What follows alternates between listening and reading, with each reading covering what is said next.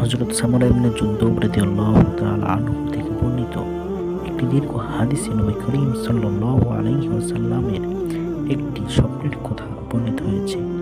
তাতে বলা হয়েছে, আমি দেখলাম আজ রাতে আমার কাছে দুইজন মানুষ আসলো এবং তারা আমাকে একটি পবিত্র ভূখণ্ডে নিয়ে গেল। আমরা চলতে চলতে একটি রক্তের নদীর কিনারে গিয়ে উপস্থিত হলাম। সেই নদীতে একজন পুরুষ দাঁড়িয়ে আছে, আর নদীর কিনারে দাঁড়িয়ে আছে আরেকজন পুরুষ। তার সামনে রয়েছে পাথর। যখন নদীর লোকটি কিনারে উঠতে চায়, তখন কিনারে থাকা লোকটি তার মুখে পাথর নিক্ষেপ করে। পাথরের আঘাতে লোকটি যেখানে ছিল সেখানে ফিরে যায়।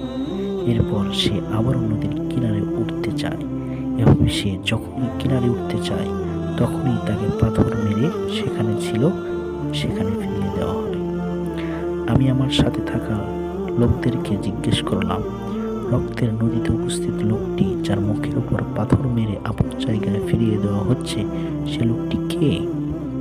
তখন তাদের একজন আমাকে বললেন, এই লোকটি সুদখোর। সহিহ বুখারী হাদিস নাম্বার 1386।